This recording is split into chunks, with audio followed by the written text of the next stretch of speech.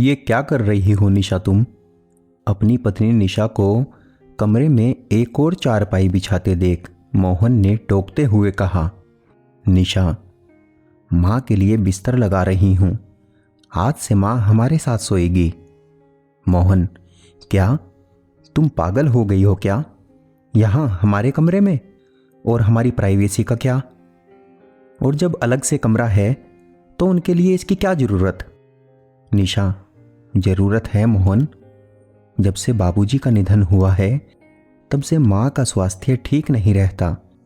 तुमने तो स्वयं देखा है, पहले बाबूजी थे तो अलग कमरे में दोनों को एक दूसरे का सहारा था, मगर अब मोहन, बाबूजी के बाद माँ बहुत अकेली हो गई है।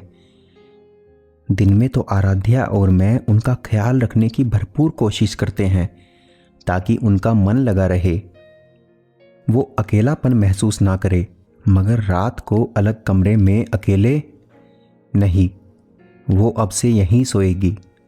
मोहन, मगर अचानक ये सब कुछ समझ नहीं पा रहा तुम्हारी बातों को। निशा, मोहन, हर बच्चे का ध्यान उसके माता पिता बचपन में रखते हैं, सब इसे उनका फर्ज कहते हैं। वैसे ही बुढ़ापे में बच्चों का भी तो यही फर्ज होना चाहिए ना। और मुझे याद है, मेरा तो दादी से गहरा लगाव था, मगर दादी को मम्मी पापा ने अलग कमरा दिया हुआ था और उस रात दादी सोई तो सुबह उठी ही नहीं। डॉक्टर कहते थे कि आधी रात उन्हें अटैक आया था।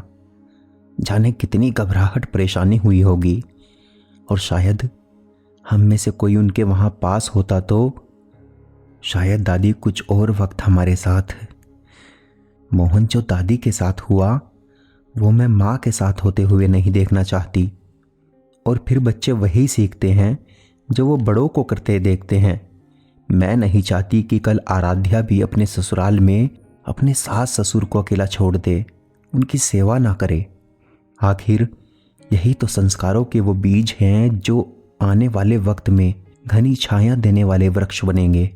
मोहन उठा और निशा को सीने से लगाते हुए बोला, मुझे माफ करना निशा, अपने स्वार्थ में मैं अपनी माँ को भूल गया, अपने बेटे होने के फर्ज को भूल गया।